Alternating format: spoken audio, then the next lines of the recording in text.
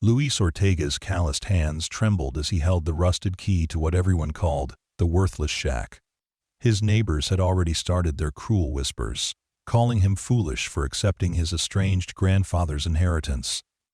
But deep beneath the Arizona desert sand, in a chamber that hadn't seen daylight for centuries, Spanish gold gleamed in the darkness, waiting to transform a struggling mechanic's life forever. What Luis discovered down there would silence every doubter and rewrite his family's destiny in ways no one could imagine. Before we carry on, please hit the subscribe button to make my day, and let me know where you are watching from in the comments. The morning sun beat mercilessly against the cracked windshield of Luis Ortega's 1998 Honda Civic as he pulled into the gravel lot of Martinez Auto Repair. The engine coughed twice before dying, a sound that had become as familiar as his own heartbeat over the past 3 years of driving the aging vehicle. Luis stepped out, his work boots crunching against the loose stones, and surveyed the modest garage that had become both his livelihood and his daily reminder of how far his dreams had fallen short. At 34, Luis carried the weight of responsibility in every line etched around his dark eyes. His black hair, prematurely streaked with silver, was already damp with sweat despite the early hour. The mechanic's uniform, bearing his name in faded blue stitching, hung loose on his lean frame, a testament to the meals he'd skipped to ensure his 2 children, Sofia and Miguel, never went to bed hungry. Another day, another dollar, he muttered to himself, a phrase his late father used to say, though Luis often wondered if he was earning even that much. The auto repair shop where he worked had seen better days, much like everything else in his life.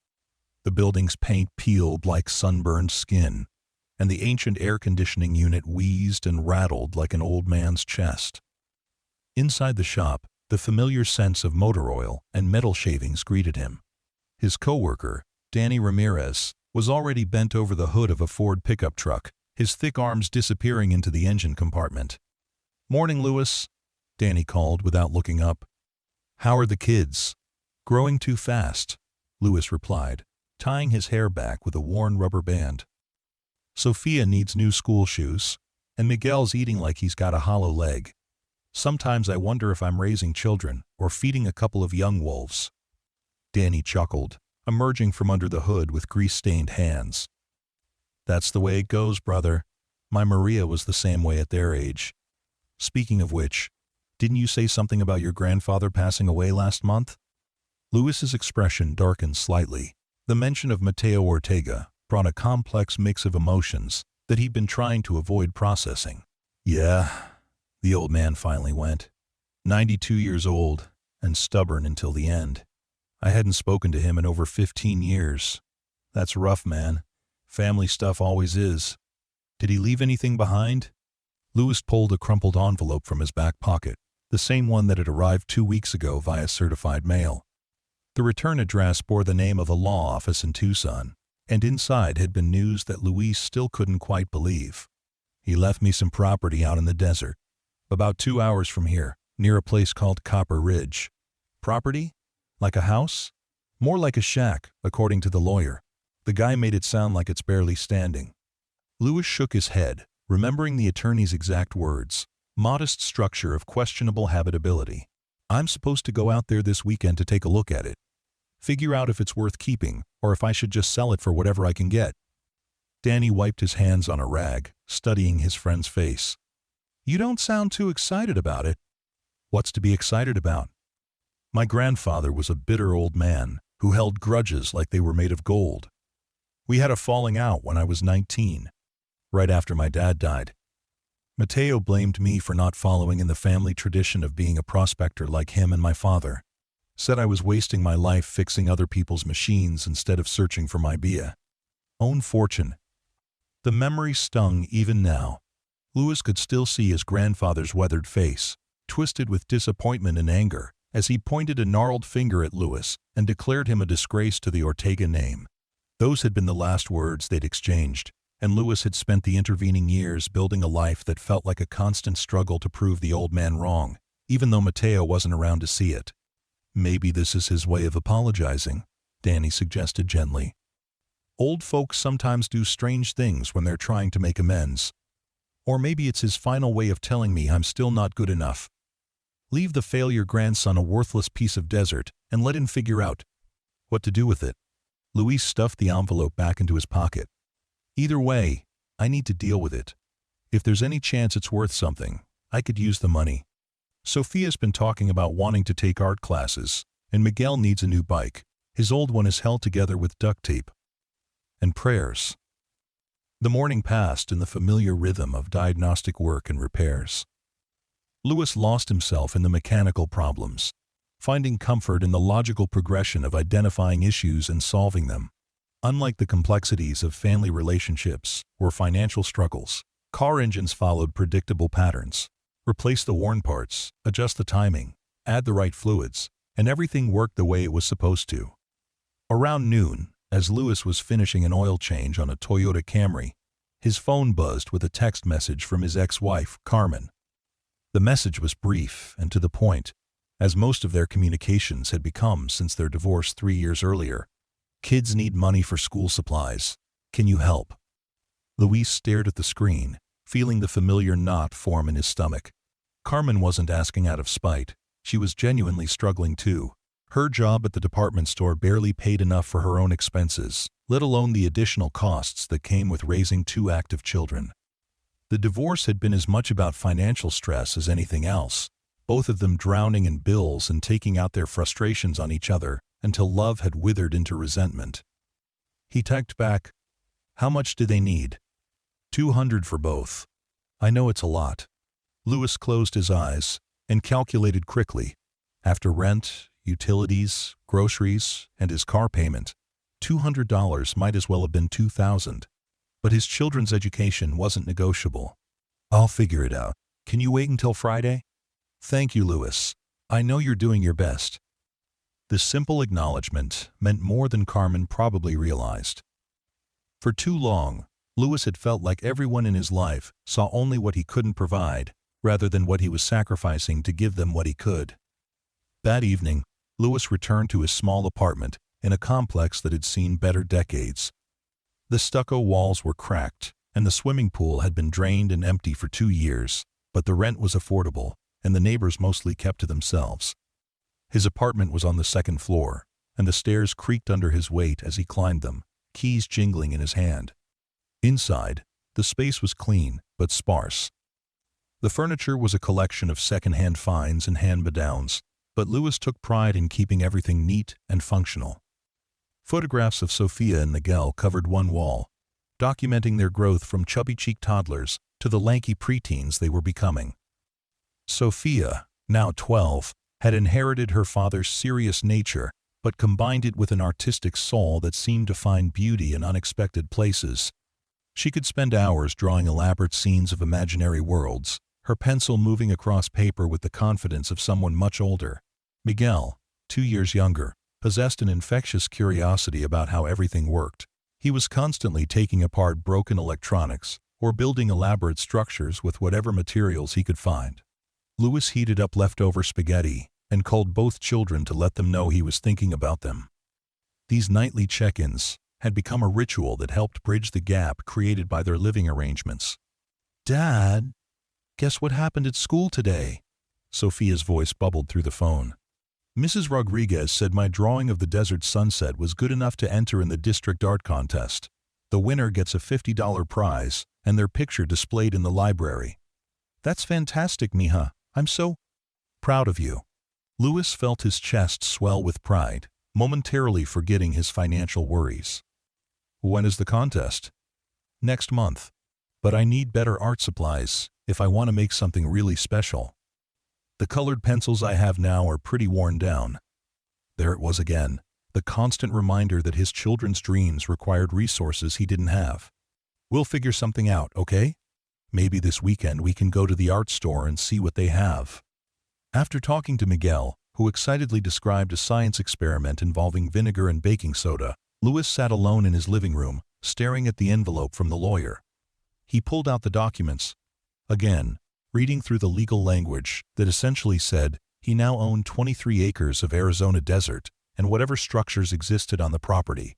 The accompanying map showed the location, marked with a small square that represented the building his grandfather had called home for the final decades of his life.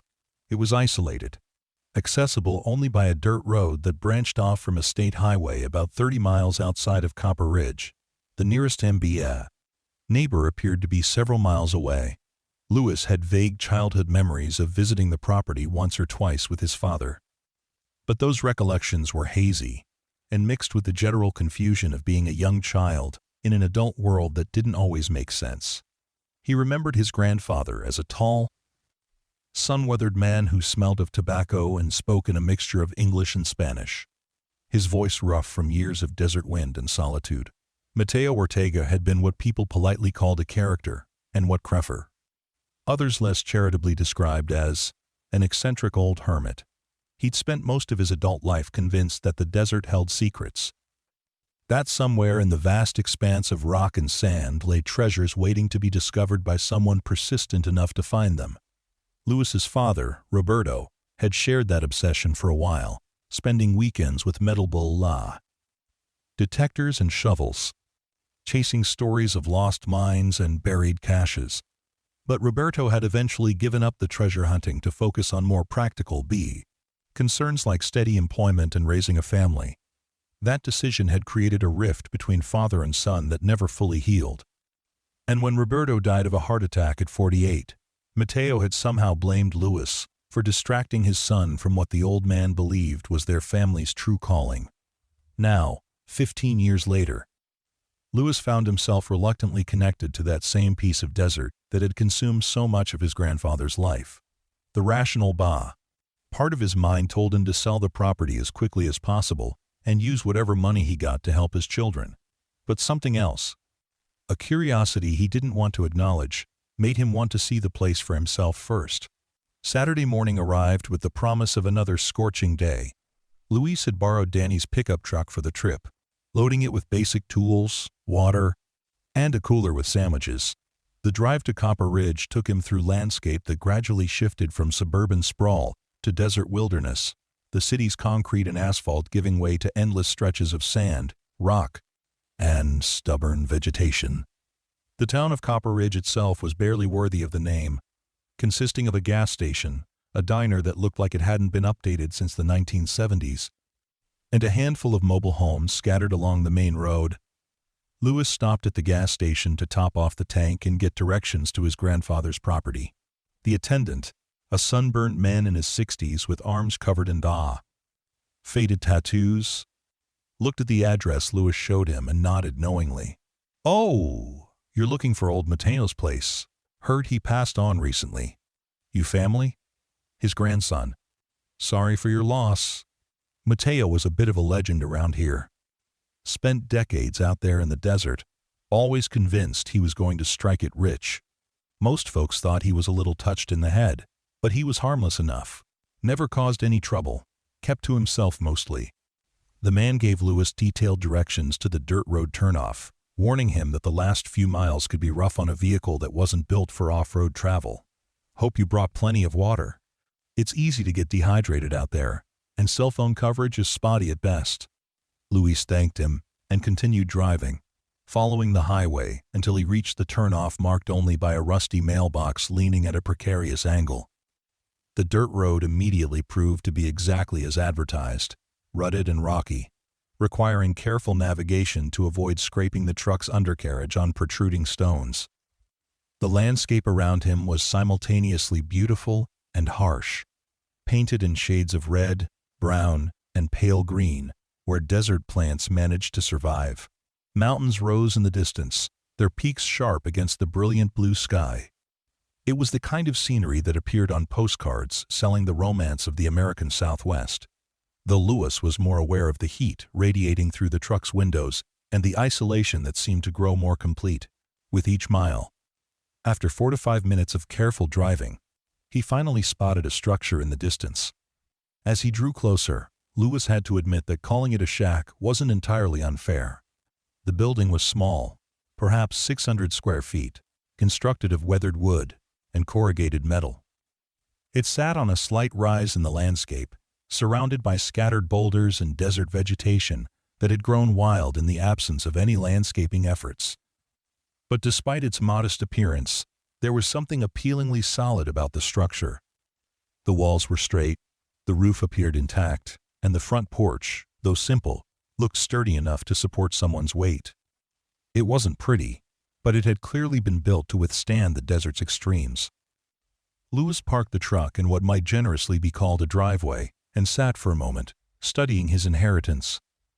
This was it, the final gift, or perhaps curse, that his grandfather had left him. 23 acres of nothing but sand, rock, and scrub brush, plus a building that might charitably be worth a few $1,000s if the right buyer could be found. He grabbed his water bottle and the ring of keys the lawyer had provided, then walked toward the front door. The wooden steps creaked under his weight, but held firm. The lock turned easily, and the door swung open to reveal the interior of what had been Mateo Ortega's home for over 30 years. The inside was surprisingly clean and well-maintained. A layer of dust covered everything, testament to the months that had passed since his grandfather's death. But underneath that dust was a space that someone had clearly cared for. The main room combined kitchen and living area, with a wood-burning stove in one corner, and shelves lined with books, tools, and various objects that Lewis couldn't immediately identify. Sunlight filtered through windows that were clean despite the external accumulation of desert grime, casting rectangular patches of brightness across worn but solid wooden floors. The furniture was sparse but functional. A table with 2 chairs, a comfortable-looking armchair positioned to catch the morning light, and a bookshelf stuffed with volumes on geology, mining, and southwestern history. Lewis walked slowly through the space, his footsteps echoing in the silence. Everything he saw spoke of a man who had lived deliberately, making conscious choices about what to keep and what to discard. There was no television, but a battery-powered radio sat on the kitchen counter. No telephone, but several notebooks filled with his grandfather's careful handwriting lay stacked on the table. The bedroom was equally spare, containing only a bed, a dresser, and a small desk positioned near the window. On the desk sat a leather-bound journal, its pages yellowed with age. Lewis picked it up and flipped through it, finding page after page of his grandfather's thoughts and observations, written in a mixture of English and Spanish. Most entries were mundane records of daily activities, weather observations, and notes about repairs needed around the property. But scattered throughout were passages that revealed the depth of Mateo's obsession with the history hidden beneath the desert sand. He wrote about Spanish conquistadors who had passed through the area centuries earlier, about lost silver mines and buried treasure, about signs and symbols carved into rocks that might point the way to forgotten riches. Lewis found himself drawn into his grandfather's voice on the page, recognizing a passion and dedication that he'd never fully understood as a young man. Mateo hadn't been chasing fantasies. He'd been pursuing a dream with the methodical persistence of a scientist. Every theory was researched, every lead followed, every disappointment analyzed for lessons that might improve the next attempt. One passage, dated just 2 years earlier, caught Luis's attention. The ground-penetrating radar confirmed what I suspected about the area near the old Joshua tree. There's definitely a void space about 12 feet down, running in a north-south direction for at least 30 feet. Could be natural, could be something else. Need to be careful about how I proceed. If I'm right about what's down there, I want to make sure it's handled properly when the time comes. Lewis read the passage twice, trying to parse its meaning. His grandfather had been using ground-penetrating radar? That was expensive, sophisticated equipment, not the kind of thing Lewis would have expected an old hermit to own and operate.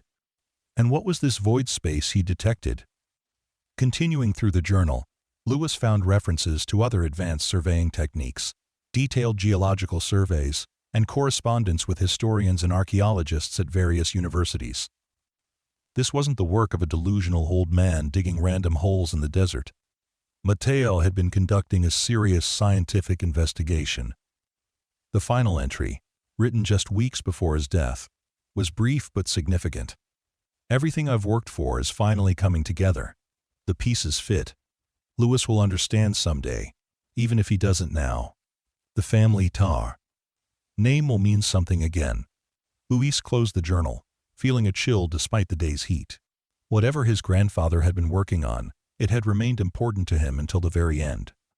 And somehow, It involved Lewis specifically. He spent the next hour exploring the rest of the property, walking the boundaries, and trying to get a sense of the land he now owned. From the slight hill where the shack sat, he could see for miles in every direction. It was beautiful in its stark way, but also profoundly empty. The nearest sign of human habitation was a distant water tower that marked the location of Copper Ridge. As he walked back toward the building, Lewis noticed something he'd missed on his initial approach.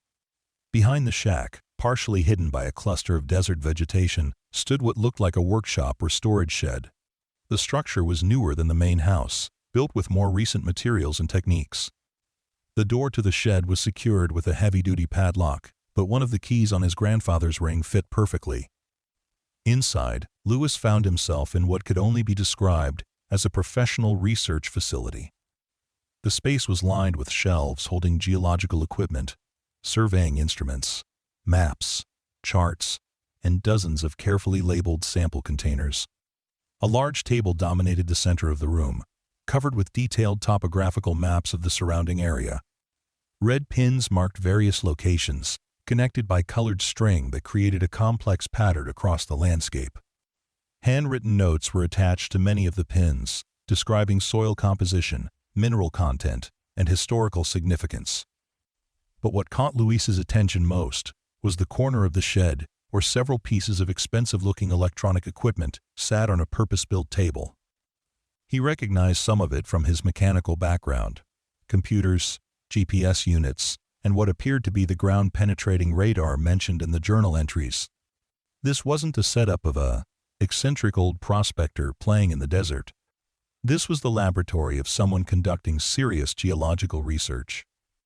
Lewis estimated that the equipment alone was worth tens of thousands of dollars, far more than he would have expected his grandfather to afford on whatever income a desert hermit might generate. Attached to one of the computers was an external hard drive labeled Survey Results 2020-2024. Lewis turned on the computer, and after a few minutes of loading, found himself looking at a desktop containing hundreds of files with names like Grid Section 14 Anomaly Analysis and Historical Spanish Route Overlay. He opened a few of the files at random, finding detailed geological surveys, 3D mapping data, and historical research that went back centuries. His grandfather hadn't just been looking for treasure, he'd been conducting an archaeological investigation that would have impressed professional researchers. One folder, labeled Primary Target Area, contained dozens of high-resolution images that appeared to be radar scans of underground spaces. Lewis didn't have the expertise to interpret most of what he was seeing, but even to his untrained eye, the images showed clear evidence of artificial structures beneath the desert surface. The most recent folder, created just 3 months before Mateo's death, was simply labeled Lewis. Inside, Lewis found a single document that appeared to be a letter addressed to him. "My dear grandson," it began. "If you are reading this, then I am gone, and you have finally come to see what I spent my life working toward. I know we parted on bad terms, and I know you think I wasted my life chasing fantasies. Maybe you are right, or maybe you will discover that some fantasies are worth chasing after all. Everything in this shed, everything I have learned over the past 30 years, points to one inescapable conclusion. There is something extraordinary buried beneath this land. Not gold or silver in the traditional sense, but something much more significant. The Spanish explorers who passed through this region in the early 1700s were not just searching for new territory. They were fleeing with something precious, something they needed to hide until they could return for it safely. I have spent decades mapping their route, analyzing the geological formations, and using modern technology to confirm what historical records could only hint at. I believe I have found their hiding place. But I am old, and the work of excavation is beyond my physical capabilities now. If you choose to continue what I started, you will find everything you need in this shed. The maps, the equipment, the research, it's all here. But more than that, you will find the chance to restore honor to our family name and provide a future for your children that goes far beyond anything you could achieve fixing other people's cars. The choice is yours, Lewis. You can sell this land and walk away, as I'm sure many people will advise you to do. Or you can trust that your grandfather, for all his faults, was not the foolish old man you believed him to be. The answers you seek are 12 feet beneath the old Joshua tree, in a chamber that has waited 3 centuries for someone with Ortega blood to find it. I pray you will have the courage that I lacked in my younger years, the courage to believe that some dreams are worth pursuing no matter what others may think. With love and hope for your future, Mateo Ortega. Lewis read the letter 3 times, each reading adding layers of complexity to his understanding of both his grandfather and his own situation. The old man hadn't been delusional or eccentric. He'd been conducting serious research based on historical evidence and modern technology, and according to that research, there was something significant buried somewhere on this property. But what exactly? And how could Lewis possibly justify spending time and money investigating what still might turn out to be an old man's elaborate delusion? He spent the rest of the afternoon studying his grandfather's research, trying to understand the methodology and conclusions. The historical component was fascinating and seemed well documented. In 1706, a Spanish expedition led by Captain Eduardo Vasquez had been returning from what is now New Mexico when they were forced to detour south to avoid hostile Apache tribes. Contemporary records suggested they were carrying substantial wealth, including religious artifacts and precious metals gathered during their time in the Northern Territories. The expedition had disappeared from historical records for several months before Vasquez and a handful of survivors reached the Spanish settlements in what is now southern Arizona. They reported being attacked by bandits and losing most of their company and all their supplies, but historical analysis suggested their story didn't match other evidence from the period. Mateo's research proposed an alternative theory. The expedition had been forced to bury their treasure to avoid losing it to bandits, then had been unable to return for it due to changing political situations and territorial conflicts. The survivors had taken the secret of the hiding place to their graves, but they'd left behind clues in official reports and personal letters that careful analysis could decode. The geological evidence seemed to support this theory. Ground-penetrating radar had revealed a substantial underground chamber in exactly the location where historical triangulation suggested the Spanish might have made their cache. The chamber appeared to be artificial, not a natural cave formation, and it was large enough to hold significant amounts of material. Luis found himself caught between skepticism and growing excitement. His rational mind told him this was still a long shot, that even if there was something buried out there, it might be nothing more than old tools or broken pottery. But his grandfather's research was thorough and convincing, backed by modern technology and careful historical analysis. More than that, there was something appealing about the idea of finishing what Mateo had started. Lewis had spent years feeling like a disappointment to his family legacy, a man who'd settled for fixing other people's problems instead of creating something significant of his own. If there was even a chance that his grandfather had been right, wasn't it worth investigating? The practical considerations were daunting, though. Excavating a chamber 12 feet underground would require equipment, permits, and expertise that Lewis didn't possess. Even if he could afford the costs, which was doubtful, there would be legal complications if anything significant were actually found. As the sun began to set, painting the desert in shades of gold and purple that would have made Sophia reach for her art supplies, Lewis loaded the most important documents and maps into Danny's truck. He would need time to study everything more carefully, to research the legal implications, and to decide whether this was an opportunity worth pursuing or a fantasy he should abandon. The drive back to town gave him time to think, but it also reinforced his sense of isolation. He'd spent the entire day alone in the desert, and returning to civilization felt like emerging from another world. How had his grandfather endured decades of such solitude? What kind of faith had sustained him through years of fruitless searching? That night, back in his apartment, Lewis spread the maps and documents across his kitchen table and called Sophia and Miguel to say goodnight. He found himself studying their faces on his phone's video screen, trying to imagine what their lives might look like if his grandfather's research proved accurate. Better schools, art supplies that didn't need to be rationed, opportunities that weren't limited by financial constraints. But he also thought about the risks. If he spent time and money chasing this possibility, he would be gambling with resources his family desperately needed for immediate concerns. Car repairs, school supplies, medical bills. All the practical necessities that couldn't wait for buried treasure to be discovered. Over the next week, Lewis found himself obsessed with his grandfather's research. He spent his evenings studying geological surveys and his lunch breaks researching Spanish colonial history. Danny noticed his friend's distraction, but didn't push for explanations, recognizing the signs of a man working through complicated decisions. The breakthrough came on Thursday evening when Lewis was cross-referencing his grandfather's historical timeline with online databases of colonial records. He found a letter, preserved in a university archive, written by Captain Vasquez to his commanding officer 3 years after the famous expedition. In it, Vasquez made a cryptic reference to the sacred burden we were forced to abandon in the desert of the sun, beneath the tree that stands guard over stone and sand. The language was flowery in the manner of the period, but the details seemed to match his grandfather's theories. More importantly, the letter had been authenticated by multiple historians and was part of an established academic collection. This wasn't some questionable document or family legend, it was legitimate historical evidence. Lewis found himself standing in his kitchen at midnight, staring at the computer screen and feeling his heart race with possibility.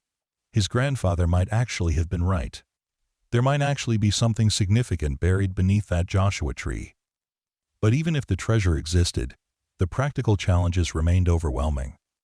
Lewis had no experience with archaeological excavation, no connections in the academic world, and no resources to fund a proper dig. Worse, he was already struggling to meet his current financial obligations. How could he justify spending money on what was still, ultimately, a gamble? The answer came from an unexpected source. Friday morning, as Lewis was replacing brake pads on a customer's sedan, his phone buzzed with a call from an unknown number. "Is this Luis Ortega, Mateo Ortega's grandson?" The voice was professional, female, with a slight accent that suggested education and authority. "Yes. Who is this?" "My name is Dr. Isabella Martinez, and I'm an archaeologist with the University of Arizona. I worked with your grandfather on several research projects over the years. I was very sorry to hear of his passing." Luis nearly dropped his wrench. "My grandfather worked with the university?" "Oh yes, quite extensively. Mateo was one of our most valuable field researchers. His knowledge of the local geography and historical records was extraordinary. I'm calling because I understand you've inherited his property, and I was hoping we might be able to continue some of the work we were doing together." "What kind of work?" "Well, without going into too much detail over the phone, your grandfather had identified a site of significant historical importance. We were in the preliminary stages of planning an official archaeological survey when he became ill. If you'd be willing to meet with me, I'd like to discuss the possibility of moving forward with that project." Lewis felt his world shift slightly on its axis. His grandfather hadn't been a solitary eccentric after all. He'd been collaborating with legitimate researchers on what sounded like a serious academic endeavor. "What would this mean for me, as the property owner?" "That would depend on what we find, but if the site proves to contain historically significant artifacts, you would be entitled to compensation under state guidelines. More importantly, you'd be participating in research that could reshape our understanding of Spanish colonial activity in this region." End quote. They arranged to meet the following Monday at Dr. Martinez's office on the university campus. Lewis spent the weekend alternating between excitement and anxiety, unable to shake the feeling that his life was about to change in ways he couldn't predict. Dr. Martinez turned out to be a woman in her 40s, with graying hair pulled back in a practical ponytail and hands that showed the calluses of someone who spent time doing physical labor, in addition to academic research. Her office was filled with artifacts, maps, and books, but everything was organized with the precision of a scientist who valued efficiency over aesthetics. "Your grandfather was a remarkable man," she began after offering Lewis coffee and settling behind her desk. "When he first contacted our department 8 years ago, I'll admit, I was skeptical. We get a lot of calls from amateur treasure hunters who think they've discovered something significant. But Mateo was different. His research was thorough, his methods were sound, and his conclusions were based on solid evidence." She pulled out a thick folder labeled Ortega Survey Project and spread several documents across her desk. Over the years, we collaborated on historical research, geological surveys, and preliminary site analysis. Everything pointed toward the same conclusion. There's something significant buried on your property. Something significant meaning what, exactly? Based on historical records and ground-penetrating radar results, we believe we've located a Spanish colonial cache dating from the early 1700s. If we're correct, it could contain religious artifacts, precious metals, and other materials that would be of immense historical value. Lewis leaned back in his chair, feeling the same mixture of disbelief and excitement he'd experienced while reading his grandfather's letter. And you think it's actually there? The evidence is compelling. Modern surveying techniques have confirmed the existence of an artificial underground chamber in exactly the location where historical analysis suggests it should be. The size and construction of the chamber matches what we would expect for a Spanish colonial treasure cache. End quote. What would be involved in actually excavating it? That's where things get complicated. An official archaeological dig would require permits, funding, and a team of trained researchers. It could take months or even years to complete properly. But the potential rewards, both historical and financial, would be substantial. Dr. Martinez explained that if historically significant artifacts were discovered, Lewis would be entitled to a percentage of their appraised value, while the university would handle the excavation, preservation, and academic study. More importantly, the discovery would be conducted according to proper archaeological protocols, ensuring that any historical value was preserved along with the monetary worth. What kind of financial compensation are we talking about? Lewis asked, feeling slightly guilty for focusing on money, but needing to understand the practical implications. That would depend entirely on what we find. Spanish colonial caches have been discovered elsewhere in the Southwest containing materials worth anywhere from hundreds of thousands to tens of millions of dollars. Religious artifacts from that period are particularly valuable, both historically and monetarily. End quote. The number hit Lewis like a physical blow. Tens of millions of dollars. Even a small percentage of that amount would transform his family's circumstances completely. Sophia could take art classes, Miguel could go to the best schools, and Lewis could stop worrying about every unexpected expense. But Dr. Martinez also explained the challenges and uncertainties. Archaeological excavations were expensive and time-consuming. There was always the possibility that the underground chamber contained nothing more than old tools or broken pottery. Even if significant artifacts were found, the legal process of establishing ownership and value could take years. I need to think about this, Lewis said finally. It's a lot to process. Of course, but I should mention that if you decide to proceed, we'd want to begin as soon as possible. The site has been undisturbed for centuries, but that doesn't mean it will remain that way indefinitely. Also, your grandfather's research suggests that others might be aware of the location. He mentioned being concerned about unauthorized digging in the area. End quote. Lewis drove home with his mind spinning. In the space of a week, his inheritance had transformed from a worthless desert shack into the possible location of a centuries-old treasure worth millions of dollars. The rational part of his mind still insisted this was too good to be true, but the evidence was becoming harder to ignore. That evening, he called Carmen to discuss the situation. Despite their divorce, she remained his closest confidant when it came to major decisions affecting their children. "Let me get this straight," she said after he'd explained the entire situation. "Your grandfather, who you thought was crazy, might actually have discovered buried treasure, and now the university wants to dig it up?" "That's the basic idea. I know how it sounds. It sounds like something that happens in movies, not in real life. Are you sure this Dr. Martinez is legitimate?" Lewis had already verified her credentials online. Dr. Isabella Martinez was indeed a respected archaeologist with multiple publications and decades of experience in southwestern colonial history. The University of Arizona's Archaeology Department confirmed her position and her involvement in several high-profile excavations. She's legitimate. The question is whether the treasure is real. And if it is, what happens to us? "I don't know yet. But Carmen, if even half of what they're suggesting is true, we could finally give Sophia and Miguel The kind of opportunities we always wanted for them. Real opportunities, not just dreams we can't afford to pursue. There was silence on the other end of the line, and Louis could practically hear Carmen weighing the possibilities against the risks. She'd lived through too many of his optimistic plans that had failed to deliver, too many schemes that had promised financial relief, but delivered only disappointment. "What do you need from me?" she asked finally. "Permission to try. This could take months, maybe longer. I'd need to spend time at the property, working with the archaeological team. It might mean less steady income in the short term, but if it pays off, Louis, we can barely manage the short term as it is. If you stop working regular hours to chase this, how do we handle the kids' immediate needs?" It was a fair question, and one Louis had been grappling with since his meeting with Dr. Martinez. The excavation would require his presence as the property owner, but it wouldn't generate immediate income.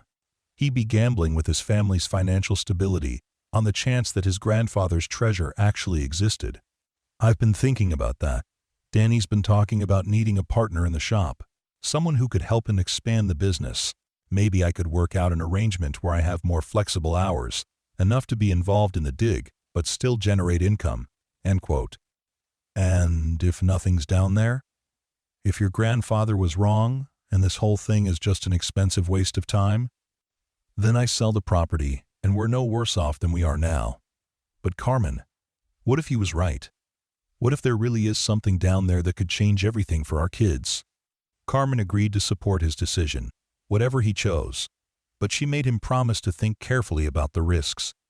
Their children's immediate needs couldn't be sacrificed for long-term possibilities, no matter how attractive those possibilities might seem. Louis spent the weekend walking around his neighborhood, trying to imagine what life would look like if his grandfather's treasure proved real. The apartment complex where he lived was filled with families like his, people working hard but struggling to get ahead, parents making daily compromises between what their children needed and what they could afford. Mrs. Rodriguez in the apartment next door worked 2 jobs to support her 3 teenagers. The Johnsons across the hall had been saving for 2 years to replace their broken air conditioning.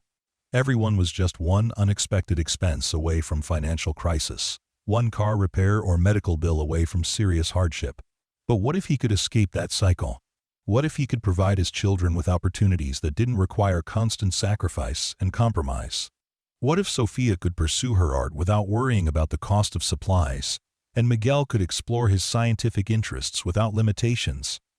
Monday morning, Luis called Dr. Martinez to schedule another meeting. This time, he brought Danny along for moral support and a second opinion. Danny had been his friend for 5 years, and Louis trusted his judgment about people and situations. Dr. Martinez greeted them in her office and spent an hour explaining the excavation process in detail. The university would handle all permits and legal requirements. They would provide the equipment, expertise, and labor necessary for a proper archaeological dig. Louis's role would be to provide access to the property and participate in key decisions about how the excavation proceeded. "What's the timeline?" Danny asked, his practical nature focusing on the logistical details. "If we can get permits approved quickly, we could begin preliminary excavation within 6 weeks. The actual dig could take anywhere from 3 months to a year, depending on what we find and how complex the site proves to be." And Louis would need to be there the whole time? Not constantly, but regularly. As the property owner, he'd need to be present for major discoveries and decision points. "I'd estimate 2 or 3 days per week, at least during the active excavation phase." Louis and Danny exchanged glances. 2 or 3 days per week was manageable, especially if Danny could adjust the work schedule at the auto shop. "What about security?" Louis asked. "If word gets out that we're looking for treasure, won't that attract unwanted attention?" Dr. Martinez nodded approvingly. "Your grandfather raised the same concern. We would maintain strict confidentiality during the excavation phase. The site would be secured when the team isn't present, and we'd work with local law enforcement to ensure the area remains protected." She also explained the legal framework governing archaeological discoveries on private property in Arizona. Louis would retain ownership rights to any artifacts discovered, but the university would have the right to study and catalog everything before any decisions were made about sale or disposition. The goal isn't to get rich quick, Dr. Martinez emphasized. It's to conduct proper scientific research while ensuring that everyone involved is fairly compensated for their contributions. After the meeting, Louis and Danny drove to a nearby restaurant to discuss what they'd learned. Danny ordered a beer and stared across the table at his friend with a mixture of amazement and concern. "This is really happening, isn't it? You're actually going to do this?" "I think I am. It feels crazy, but it also feels like the right thing to do. For the kids, for my family's legacy, maybe even for my grandfather's memory. What if you're wrong? What if you spend months out there in the desert and find nothing but empty holes and disappointment?" Louis had been asking himself the same question for days. "Then at least I'll know I tried.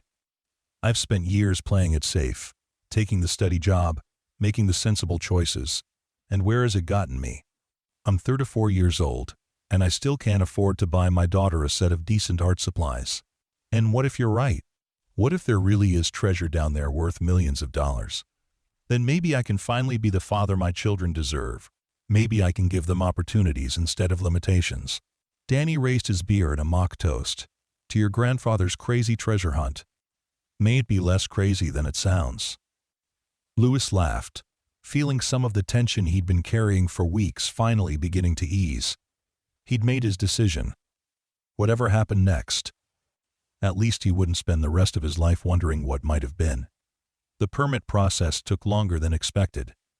But Dr. Martinez used the time to assemble a team of graduate students and professional archaeologists who specialized in Spanish colonial sites. She also arranged for additional ground-penetrating radar surveys to confirm the exact location and dimensions of the underground chamber. Meanwhile, Louis worked out a new arrangement with Danny that would allow him flexible scheduling in exchange for a small ownership stake in the auto repair business. It wasn't ideal, but it would provide enough income to cover his basic expenses while allowing him to participate fully in the excavation. Carmen remained cautiously supportive, though Louis could tell she was preparing herself for disappointment. She'd seen too many of his enthusiastic projects fizzle out to get her hopes up too high. But she also recognized that this opportunity was unlike anything that had come before, backed by legitimate research and professional oversight. Sofia and Miguel knew something important was happening, but Louis had been deliberately vague about the details. He told them he was helping some researchers study his grandfather's property, which was technically true without raising expectations that might lead to disappointment. 7 weeks after his first meeting with Dr. Martinez, Luis received the call he'd been waiting for. The permits had been approved, and the archaeological team was ready to begin excavation. On a Monday morning in late October, Louis drove out to his grandfather's property to find it transformed. A temporary fence surrounded a large area near the old Joshua tree, and several vehicles were parked nearby. Dr. Martinez and her team had set up a base camp with tables, equipment, and communication devices that connected them to the university. "Are you ready for this?" Dr. Martinez asked as Louis surveyed the organized chaos of an archaeological dig in its early stages. "I don't think anyone could be ready for this," Louis replied honestly, "but I'm here." The first day involved careful mapping and preliminary excavation, removing layers of sand and debris that had accumulated over the centuries. The work was painstakingly slow, with every shovelful of dirt being sifted and examined for artifacts or other signs of human activity. Louis found himself fascinated by the process, watching trained archaeologists work with tools and techniques he'd never seen before. Everything was documented, photographed, and catalogued with scientific precision.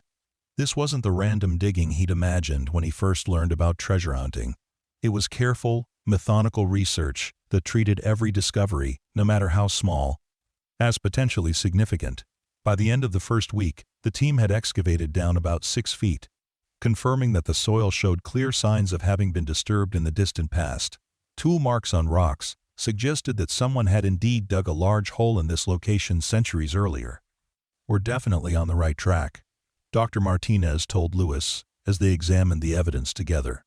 "Someone did significant excavation work here long ago, and they took care to disguise their activities afterward.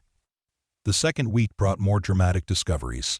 At 8 feet down, they uncovered fragments of Spanish pottery and pieces of metal that appeared to be corroded remnants of tools or weapons. Carbon dating would be needed to confirm the age, but the style and construction techniques were consistent with early 18th century Spanish colonial artifacts. Luis felt his excitement building with each discovery, but Dr. Martinez cautioned him to remain patient. These surface artifacts are encouraging, but they don't necessarily mean the main cache is still intact.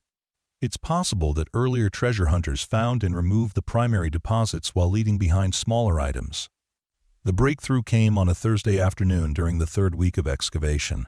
The team had reached a depth of 10 feet when one of the graduate students called for Dr. Martinez to examine something unusual.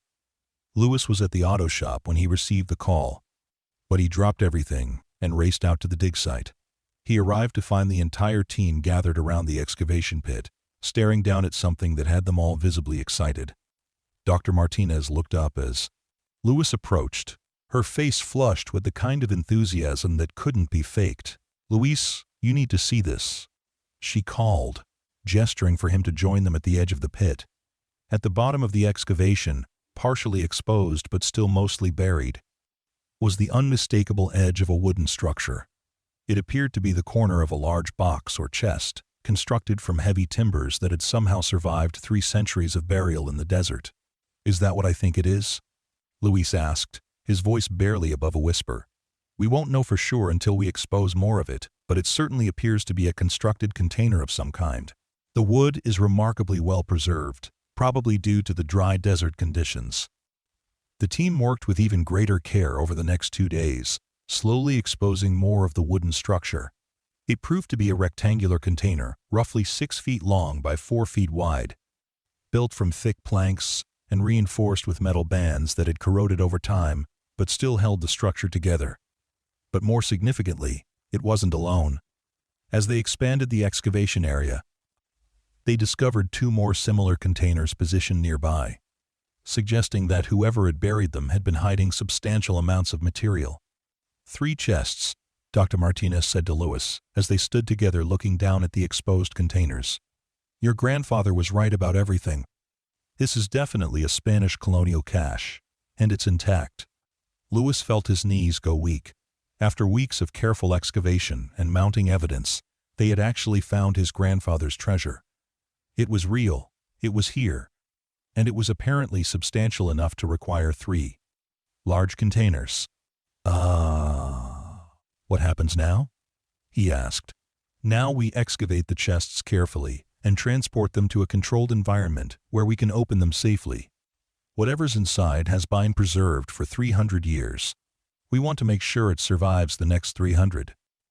The process of removing the chests from the ground took another full week. Each container had to be photographed extensively in its original position, then carefully lifted using specialized equipment designed to preserve fragile historical artifacts. Luis watched every step of the process, still barely able to believe that this was actually happening. The chests were transported to a secure facility at the university, where they would be opened under controlled conditions with full documentation and proper preservation techniques. Luis was invited to be present for the opening, scheduled for the following Monday. That weekend, Luis found himself unable to concentrate on anything else. He called Sofia and Miguel to let them know that something exciting might be happening, but he still couldn't bring himself to explain the full situation. What if the chests turned out to be empty or filled with worthless debris? But he also called Carmen to give her a complete update on the excavation.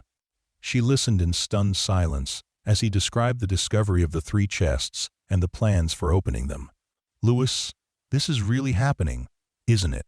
You might actually have found buried treasure." "It looks that way, but we won't know what's inside until Monday." "How are you feeling about it?" Luis considered the question carefully, terrified and excited in equal measure. If there's something valuable in those chests, everything changes for our family.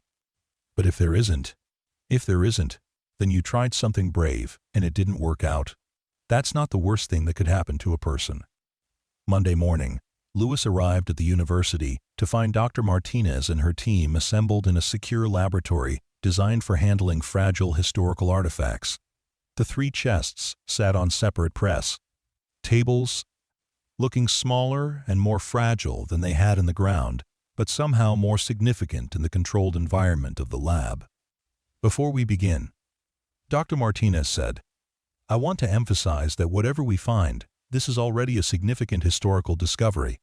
These containers represent Spanish colonial activity in this region that wasn't previously documented. That alone makes this excavation a success. Luis nodded, appreciating her attempt to manage his expectations, but unable to suppress the hope that had been building for weeks. The first chest was the smallest of the 3, and Dr. Martinez had decided to begin with it as a test case for their opening procedures. The metal bands had corroded enough to be removed without damaging the wooden structure, and the lid, though warped by centuries of burial, lifted away with careful pressure. Inside, wrapped in what appeared to be the remnants of canvas or leather, were dozens of small objects that gleamed even in the laboratory's fluorescent lighting. Dr. Martinez used specially designed tools to lift one of the objects, revealing it to be a gold coin about the size of a prad. Silver dollar. Spanish colonial currency, she said, her voice tight with excitement. Probably minted in Mexico City in the early 1700s. The first chest contained over 200 gold coins, all in remarkable condition considering their age. Each coin would need to be individually cataloged and appraised, but Dr. Martinez estimated their collective value at several $100,000, possibly more depending on their rarity and historical significance. Luis watched in amazement as coin after coin was revealed, each one representing wealth beyond anything he'd ever imagined possessing. But this was only the first chest, and the smallest of the 3. The second chest was larger and heavier, requiring 2 people to lift the lid jaw safely. Inside, Luis found himself looking at objects that belonged in a museum or a cathedral. Religious artifacts crafted from gold and silver, inlaid with precious stones that caught the laboratory lights and threw back rainbow reflections across the room. These are extraordinary, Dr. Martinez whispered, carefully lifting an ornate cross that appeared to be solid gold decorated with emeralds and rubies. These aren't just valuable, they're historically priceless. Some of these pieces might have been crafted by master artisans in Spain before being brought to the New World. The second chest contained over 30 religious artifacts, including crosses, chalices, and ceremonial items that Dr. Martinez identified as probably having been stolen from churches or religious settlements during the political upheavals of the early 18th century. Their historical significance was matched only by their obvious monetary value. But it was the third chest, the largest of the 3, that left everyone in the laboratory speechless. When the lid was finally removed, Luis found himself staring at what appeared to be raw precious metals. Gold and silver bars and ingots stacked like building blocks and wrapped in protective cloth. This is a fortune, Dr. Martinez said simply. I've never seen anything like this outside of a major museum collection. The historical value alone would be in the millions, but the intrinsic value of the precious metals. She trailed off, apparently unable to calculate numbers that large while standing in the same room as the treasure itself. Luis felt the room spinning slightly around him. His grandfather had been right about everything. The Prad, historical research, the geological surveys, the careful analysis of Spanish colonial records. It had all led to this moment. 3 chests filled with enough treasure to transform not just Luis's life, but the lives of his children and their children after them. Over the next several hours, Dr. Martinez and her team conducted preliminary cataloging and documentation of the treasure. The process would take weeks or months to complete, but early estimates suggested the total value could exceed $100 million. Luis, Dr. Martinez said as they prepared to secure the artifacts for the night. You understand that your life just changed completely, don't you? He nodded, still not entirely able to process the magnitude of what had happened. What comes next? Legal verification of ownership, professional appraisal, decisions about preservation versus sale, tax SEA, implications, security arrangements. You're going to need lawyers, accountants, and probably personal security. This kind of discovery attracts attention from people you don't want to meet. That evening, Lewis drove home to his small apartment in a daze. Everything looked exactly the same as it had that morning. But he knew nothing would ever be the same again. He was no longer a struggling mechanic, worried about school supplies and car repairs. He was, apparently, one of the wealthiest men in Arizona. His first call was to Carmen. She answered on the second ring, and Lewis could hear the television in the background along with the familiar sounds of Sophia and Miguel doing homework.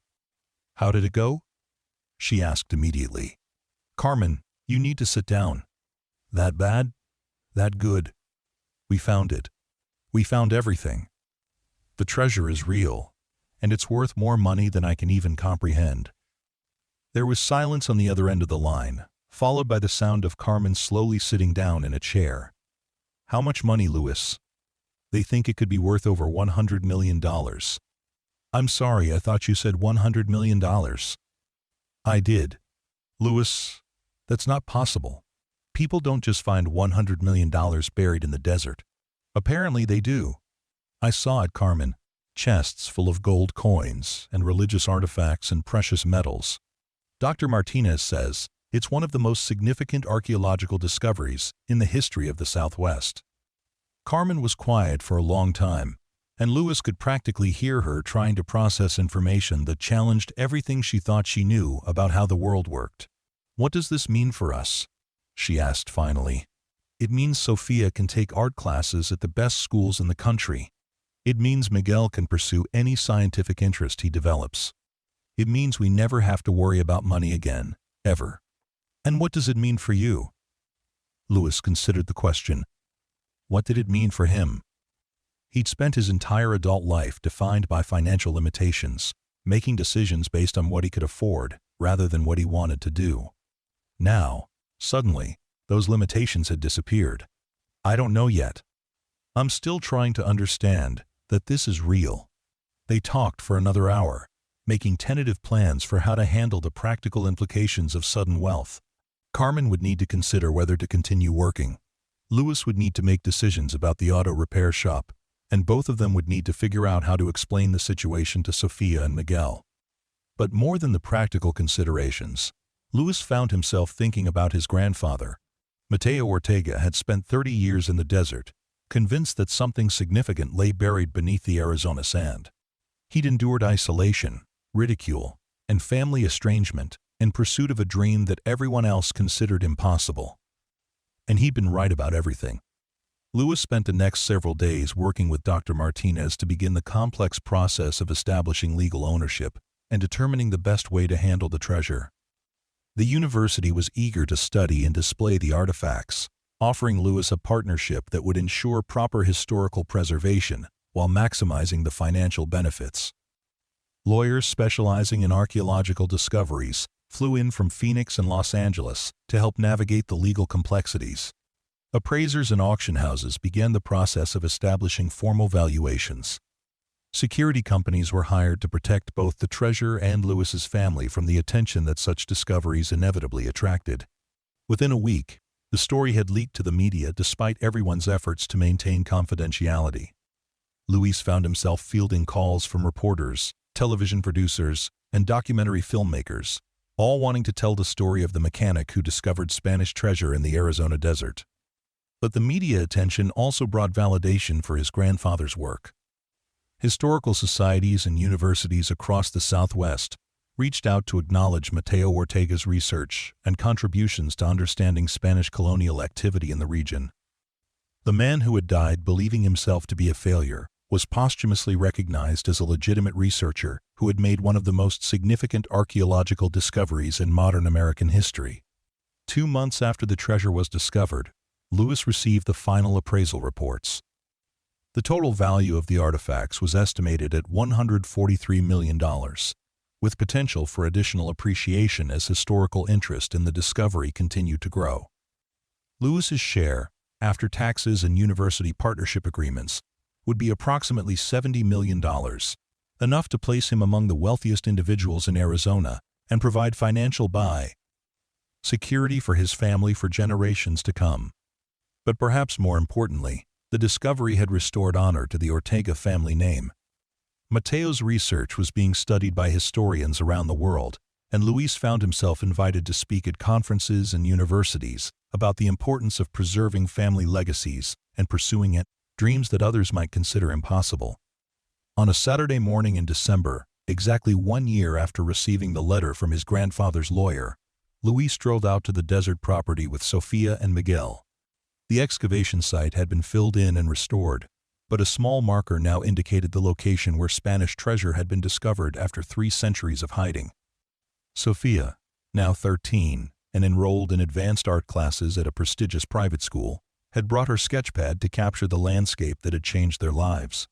Miguel, fascinated by the archaeological techniques used in the excavation, peppered Luis with questions about ground-penetrating radar and historical research methods. As they stood together in the desert where it all began, Luis found himself thinking about the chain of events that had led them to this moment. His grandfather's stubborn determination to pursue an impossible dream. His own decision to trust in that dream despite overwhelming skepticism. The courage to risk everything on the possibility that some treasures were worth searching for, no matter how long the search might take. "Dad," Sofia said, looking up from her sketch, "do you think Grandpa Mateo knew this would happen?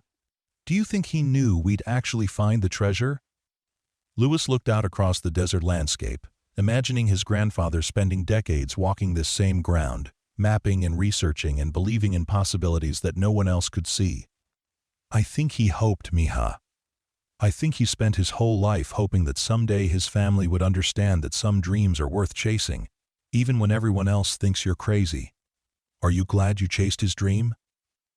Luis thought about everything that had changed over the past year. The financial security, the opportunities for his children, the restoration of his family's reputation, the knowledge that his grandfather had been vindicated after years of being dismissed as an eccentric old man. But more than all of that, he was glad he'd found the courage to believe in something extraordinary, to take a risk on the possibility that life could offer more than just getting by from day to day. "Yeah," he said, putting his arms around both of his children. "I'm glad we chased his dream, and I'm glad it led us here." As the sun set over the Arizona desert, painting the sky in the same shades of gold and purple that had inspired Sofia's artwork for months, Luis Ortega stood with his children on the land that had transformed their lives. The shack that everyone had mocked was still standing on its small rise, no longer a symbol of poverty, but a testament to the power of persistence and the importance of believing in family legacies. In the distance, the lights of Copper Ridge twinkled in the gathering darkness, and Luis knew that tomorrow would bring new challenges and opportunities that came with sudden wealth. But tonight, in this place where his grandfather had spent decades believing in the impossible, Luis felt the deep satisfaction that comes from discovering that some dreams, no matter how unlikely they might seem, are worth pursuing to the very end. The treasure beneath the desert had been found, but more importantly, the true treasure of family honor and restored legacy had been reclaimed. Mateo Ortega's faith in the possibilities hidden beneath the Arizona sand had been vindicated, and the Ortega name would be remembered, not for failure and disappointment, but for the courage to believe in something extraordinary. As they drove home under a canopy of desert stars, Luis realized that his grandfather's greatest gift hadn't been the gold and silver buried beneath the Joshua tree. It had been the reminder that every family carries treasures within their history, and sometimes the most valuable discoveries come to those who have the courage to dig deep enough to find them. The story of the poor mechanic who became wealthy beyond imagination would be told and retold for generations, but Luis knew the real story was simpler and more profound. It was about a grandfather who never stopped believing, a grandson who found the courage to trust in that belief, and a family legacy that proved some treasures are worth waiting 3 centuries to discover. In his wallet, Luis now carried a photo of his grandfather taken shortly before Mateo's death, standing beside the old Joshua tree that had marked the location of his life's work. The old man's face showed the weathering of decades in the desert sun, but his eyes held the unmistakable light of someone who knew he was right, even when the rest of the world doubted him. Luis had learned to see that same light reflected in his own eyes when he looked in the mirror, and he was determined to pass it on to Sofia and Miguel. Because sometimes the most important inheritance isn't money or property, but the knowledge that extraordinary things are possible for those brave enough to search for them.